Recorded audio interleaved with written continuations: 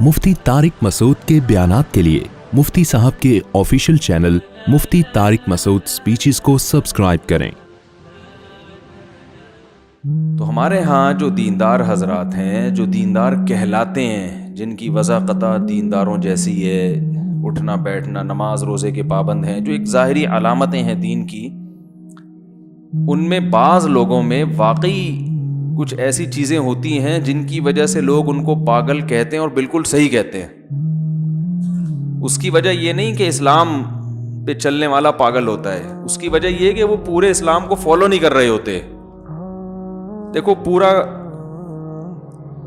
यानी आप अगर कोई गैर मुस्लिम हो, अल्लाह ना करे, तो पूरे गैर मुस्लिम हो जाएं तो लोग कहेंगे भाई इनका ये नज़रिया है, या पूरे मुसलमान हो जाओ तो भी लोग कहेंगे आधा आधा मामला चल रहा होता है।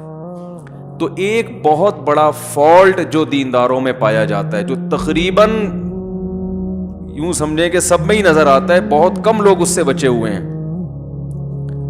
वो है तवक्कुल की गलत डेफिनेशन।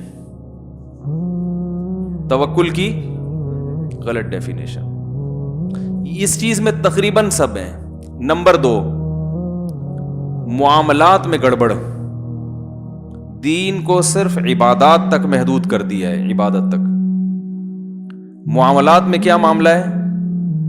मामलात समझते हैं यानी वो अहकाम जिनका लोगों से ताल्लुक है, कोई डील करनी है, हुकूक लिबास से ताल्लुक है, बीवी बच्चों से, वालिदैन से, दोस्त अहबाब से, या कोई एग्रीमेंट है किसी के साथ। इन मुआमलात में जितनी अहमियत से इस्लाम ने इन मुआमलात को बयान किया है, उतनी अहमियत दिलों में है नहीं। नतीजा क्या निकलता है कि लोग जब देखते हैं कि नमाज में बड़े पक्के माशाल्लाह, दाढ़ी भी और सारा हिसाब किताब एकदम फिट फाट, लेकिन कारोबारी मामलात में 2 नंबर है, झूठ बोलता है। मामलात में ये भी दाखिल है बगैर तहकीक के बात को आगे नकल कर देना। जो लोग दीनदारी की तरफ मंसूब हैं, मैं दीनदार इसलिए नहीं कह रहा कि वो दीनदार होते नहीं हैं, दीन तो पूरे दीन पे चलने को दीनदार कहा जाएगा ना भाई। जज्बातियत, जो दिमागों में शिद्दत पसंदी है, ये इसने बेड़ा गर्क करके रखा हुआ है। किसी की जबान से कोई लफ्ज गलत निकल गया मिंबर पे या कहीं मीडिया पे, उसकी ऐसी की तैसी, ये तो गुस्ताख रसूल है, ये तो तौहीन रिसालत का मुनकिर है, ये तो कादियानियों का वो सपोर्टर है, ये तो जो है वो उलमा के खिलाफ है। वो 100 दफा कस्में उठा उठा के बोल लो भाई मैं ये कहना चाह रहा था, हुआ ही है। अभी जनाब डॉक्टर जाकिर नाइक से मुलाकात हुई ना मेरी मलेशिया में, तो वो उर्दू में थोड़े कमजोर हैं, तो वो कहने लगे कि रसूलुल्लाह सल्लल्लाहु अलैहि वसल्लम का जब इंतकाल हुआ, तो इंतकाल का उन्होंने कहना था, तो उनके मुंह से ना वही लफ्ज निकलने लगा जो एक दफा मीडिया पे निकला था, वफात या कोई मौत का लफ्ज ना। तो एकदम थोड़े से कंफ्यूज है। मैंने कहा असल में आपको एक दफा इस पे पहले वो यानी एक धचका लग चुका है ना, पता नहीं क्या लफ्ज उनकी जबान से निकला था, मुर्दा का लफ्ज निकला था शायद, हाँ मर गए आप सल्लल्लाहु अलैहि वसल्लम, इस तरह उनकी जबान से निकला था कि यानी हालांकि ये लफ्ज नामुनासिब है। तो वो दोबारा जब भी नबी सल्लल्लाहु अलैहि वसल्लम की वफात का तज़किरा होता है ना, वो ऐसा लगता है कंफ्यूज होते हैं, वही लफ्ज दोबारा ना निकल जाए। तो एक आदमी इस्लाम की बेपनाह खिदमत कर रहा है, वो नबी से मोहब्बत की वजह से कर रहा है ना, उसको इंडिया ने निकाल दिया अपने मुल्क से, वो गुस्ताख हो सकता है। इतनी बड़ी उसकी खिदमत नहीं देख रहे, एक लफ्ज को पकड़ के बैठे हुए गुस्ताख है, गुस्ताख है, गुस्ताख है। जो नबी सल्लल्लाहु अलैहि वसल्लम की शान में गुस्ताखी करने वाला है, वो पूरी प्रॉपर्टी इंडिया ने कब्जा कर ली है डॉक्टर साहब की। इंडिया में अपने मुल्क में जा नहीं सकते, दर्जनों झूठे केसेस उनके ऊपर डाल दिए हैं। तो भाई आपको तो सलूट करना चाहिए ऐसे आदमी को, यार गैर मुस्लिमों को दीन की दावत में इतनी बड़ी कुर्बानी दी।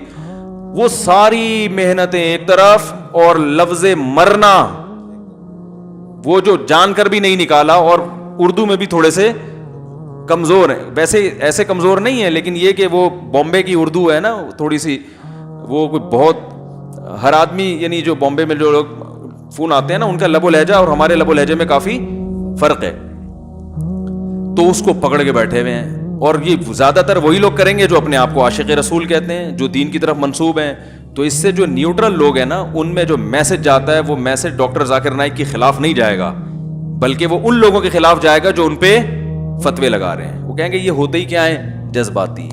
تو اس وجہ سے بھی دینداروں کو دقیانوس اور مجنون اور دیوانہ کہا جاتا ہے. وجہ اس کی ہے کہ یہ دیندار ہوتے نہیں ہیں, پوری شریعت کو فالو نہیں کر رہے. ہمیں نبی صلی اللہ علیہ وسلم کی سیرت میں ایسے واقعات ملتے ہیں, تو وہ اٹھا کے آج کل جو یہ ہو رہا ہے نا, فلاں کی کتاب سے اٹھا کے یہ بھی گستاخ, وہ بھی گستاخ, فلانا بھی گستاخ, تو گستاخی کے جو ہے نا یہ فتوے مارکیٹ میں ہول سیل کے حساب سے چل رہے ہیں. تو وہ جو ہے وہ نہ ان کی خدمات دیکھ رہے ہوتے ہیں, نہ یہ دیکھ رہے ہوتے ہیں کہ واقعہ ہوا کیا تھا. تو بس وہ سب کو ایک ہی لاٹھی سے ہانک رہے ہوتے ہیں. اچھی سوچ ہوگی, مثبت سوچ ہوگی تو آپ تعویل کرو گے, اور منفی سوچ ہوگی تو پھر ایسی باتیں کرو گے. تو ایک وجہ تو یہ ہے کہ جس کی وجہ سے دینداروں کو کیا کہا جاتا ہے, دقیانوس یا پرانا, ٹھیک ہے نا, اس طرح کی. دوسری بات یہ جو میں نے بتایا, توکل کی غلط ڈیفینیشن. ہمارے ہاں بہت معذرت کے ساتھ بہت سے دینداروں کو دیکھا ہے اللاجیکل کام زیادہ کرتے ہیں. ایسا کام کریں گے جس کی کوئی سینس نہیں ہو. بولیں گے اصل تو نتیجہ کس کے ہاتھ میں ہے بھائی, اللہ کے ہاتھ. الٹے کام کرے گا. ڈاکٹر نے بتایا ہے کہ آپ کا کولیسٹرول لیول اس اسٹیج تک پہنچ چکا ہے, اگر آپ نے پرہیز نہیں کیا تو آپ کسی بھی وقت ایک دھماکے کے ساتھ پھٹ سکتے ہیں. صبح پھر انڈے کھا رہا ہوگا, پراٹھے کھا رہا ہوگا, دیسی گھی پی رہا ہوگا. بھائی موت زندگی تو کس کے ہاتھ میں ہے. یہ بے دین لوگ یہ باتیں نہیں کرتے, وہ تو یہی کریں گے ابے بھائی تمیز سے چلو ڈاکٹر. ان کا تو اللہ پر ایمان ہی نہیں ہے نا, ٹھیک ہے نا. میں ان کی تعریف نہیں کر رہا کہ وہ صحیح کرتے ہیں, ان کی سوچ بھی غلط ہے. اس لیے کہ اگر سب کچھ ڈاکٹروں سے ہی ہو رہا ہوتا تو یہ ڈاکٹر جو آپ کو مشورہ دے رہا ہے خود کیوں مر جاتا ہے, ٹھیک ہے نا, خود دھماکے سے کیوں. کئی ڈاکٹر ایسے ہیں جو لوگوں کا کولیسٹرول لیول جو ہے نا بالکل بیلنس کرتے کرتے اپنا آؤٹ کر دیا انہوں نے. سب کچھ سیٹ چلتے چلتے بھی وہ مشہور ہے نا کہ جب انسان کی شامت آتی ہے تو اونٹ پہ بیٹھے ہوئے آدمی کو بھی کتا کاٹ لیتا ہے, حالانکہ کوئی لاجک بنتی نہیں ہے اس کی. لیکن ہم تو اس کے مکلف ہیں کہ ہمارے کام کی لاجک ہونی چاہیے. تو اب کیا ہوتا ہے کہ توندے بھی نکلی ہوئی ہیں. ایک تو قدرت کی طرف سے پیٹ نکلتا ہے انسان کا, وہ تو اللہ کی طرف سے ہے. وزن بہت سے لوگوں کا بڑا ہوا ہوتا ہے. صحابہ میں بھی بہت سے ایسے تھے جو ان کا ویٹ زیادہ تھا, پیٹ بھی تھا بعض صحابہ کا, وہ قدرت کی طرف سے ہوتا ہے. لیکن اپنی حماقتوں سے پھر بیماریاں آ رہی ہیں, شوگر آ رہی ہے, بلڈ پریشر ہو رہا ہے, کوئی پرہیز نہیں, کوئی کھانے پر کنٹرول ہی نہیں ہے. اللہ کی نعمت ہے اور شکر ادا کرو. اللہ آخر میں شروع میں بسم اللہ پڑھو, آخر میں الحمدللہ العظیم نہ پڑھو تو کوئی نقصان نہیں ہو. جو صبح یہ دعا پڑھ لے بسم اللہ الذی لا یضر مع اسمہ شیء فی الارض ولا فی السماء وهو السمیع العلیم, حدیث میں آتا ہے شام تک اسے کوئی نقصان نہیں ہوگا. یقیناً نہیں ہوگا. لیکن جو اس کا یہ مطلب تھوڑی ہے کہ اب آپ پر جو احتیاطیں واجب تھی وہ بھی آپ کو پتا ہے اس گلی میں پاگل کتا گھوم رہا ہے, پھر آپ کو میں بسم اللہ الذی لا یضر پڑھ کے گلی سے گزروں گا. اگر کوئی اور گلی نہیں ہے گزرنے کے لیے, ٹھیک ہے نا, پھر تو چلو بھائی کوئی اور آپشن نہیں ہے, تو اب نقصان کا پورا اندیشہ ہے, تو اب میرے پاس کوئی آپشن نہیں ہے, تو چلو نبی نے جو دعا بتائی ہے وہ پڑھوں گا. اللہ کی رحمت سے امید ہے انشاءاللہ میری بچت ہو جائے گی. کیونکہ گزرنا بھی لازمی ہے اور کتا بھی ادھر ہے اور کوئی میرے پاس آپشن ہے نہیں. لیکن 10 گلیاں اور ہیں, پاگل کتا اس گلی میں ہے, تو آپ 100 دفعہ دعائیں پڑھ کے گزر جائیں تو پھر آپ گزریں گے تو اللہ کی قسم وہ کتا اتنا پاگل نہیں ہوگا جتنے پاگل آپ ہیں.